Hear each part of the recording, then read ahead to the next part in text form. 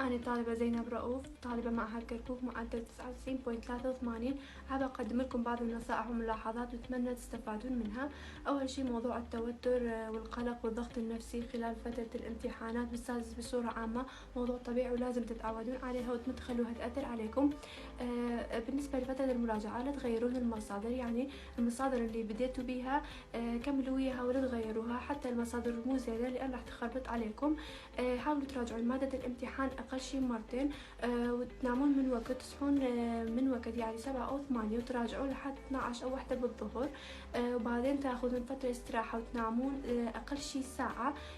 نوم الظهر كلش مفيد للعقل وراح تستفادون منها، وبعدين تكملون لحد أقصى شي ساعة 11 بالليل، ولازم ترتاحون تنامون. بالنسبة لفترة المراجعة أو فترة قبل ما تدخلون قاعات الامتحان، هاي الفترة أبد ما أنصح بها بالمراجعة لأن كلش راح يخربط عليكم.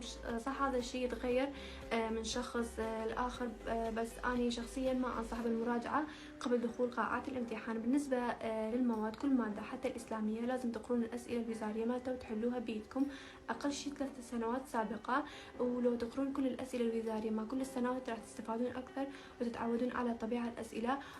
وكل موضوع لازم تقرون الأسئلة الوزارية وياها، يعني كل موضوع من تكملونه تقرون الأسئلة الوزارية. بخصوص إنشاء مادة القواعد مو شرط يكون ورقتين أو أكثر، المهم يكون الخط مرتب.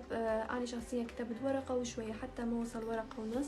المهم مقدمة جميلة والخط يكون مرتب، والخاتمة تختمون بسطر أو سطرين دعاء، راح تحصلون درجة زينة. أما بالنسبة لما بعد الامتحان من ترجعون لا تحلون الأسئلة ولا تشوفون الحلول على الإنترنت، لأن تشوفون أغلاط راح تدمرون نفسيا وما تقدرون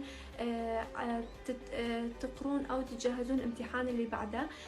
فأبدا لا تحلون الأسئلة. وتصحيح الوزاري يختلف كليا عن تصحيح المدارس، وما راح ينكسرون منكم درجات هواية. أتمنى تستفيدون من نصائح اللي بالفيديو، وأتمنى لكم الموفقية والنجاح والدرجات الزينة، وشكرا.